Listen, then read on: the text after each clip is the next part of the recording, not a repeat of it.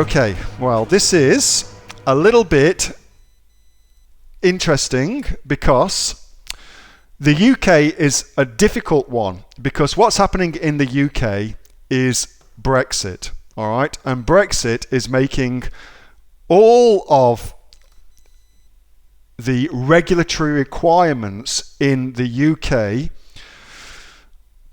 on hold, basically, because nobody knows what is going to happen after Brexit. Right now, the UK, for the most part, is subject to EU rules around electrical goods and the importation of electrical goods into Europe. As soon as Brexit happens, all of that is probably going to be wiped out, and a new set of requirements based on the UK's own requirements will be put in place. So the UK is a difficult one. Currently, and this also applies to America as well, the main thing that you'll need to look for is something called a CE certification. Okay, CE certification is the number one thing for electricals that you should be looking for. And anybody that you buy your products from somewhere like Alibaba, generally speaking, will have those different things. So if we do, say, for instance, food mixer, let's go find an electrical product, and let's just do, so here we've got somebody who's been a gold supplier for 10 years. They've had 2 transactions in the last 6 months. Let's go to this one.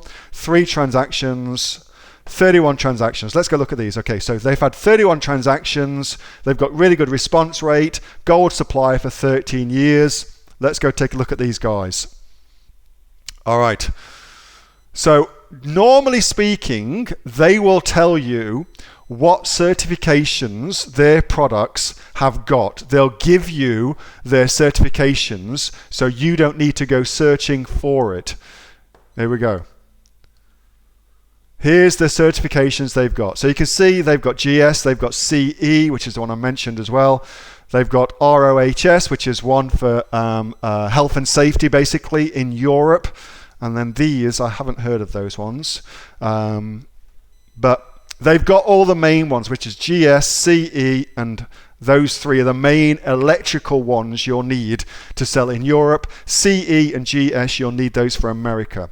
So your supplier, if you choose them properly, will take care of all of that for you, Brian. And what I do as well is I want to see evidence that they've sold their products into the destination country where I want to sell their products to. So I want to see evidence of that, Brian.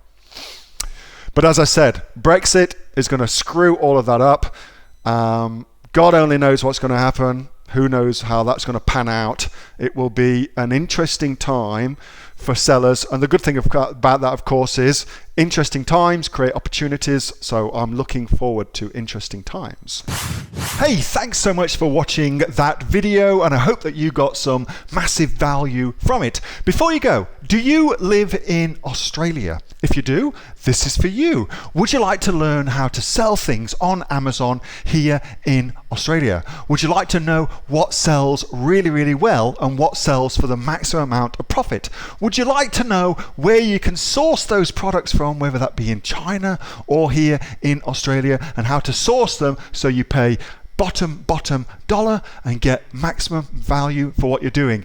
If you do, please subscribe to my channel and like this video, and you'll learn that and much more. It's the exact same information that people like Jeff from New South Wales I've used to make $45,000 a month on Amazon, that Sue, who's from the sunny coast, has used to purchase herself a brand spankly BMW every single year as a result of her e-commerce business, and the lovely Kate from Bowral in New South Wales has used to make $32,000 a year on, a month, not a year, a month on Amazon, and indeed Anthony, who makes $15,000 a month on Amazon, selling, as he puts it, odds and sods. If you'd like to learn the exact same information that they use to maximize their profits for their Amazon businesses, subscribe to this video, like my channel, post below if you want me to teach you something. Okay, I'm out of here. Speak to you soon. Bye. Subscribe.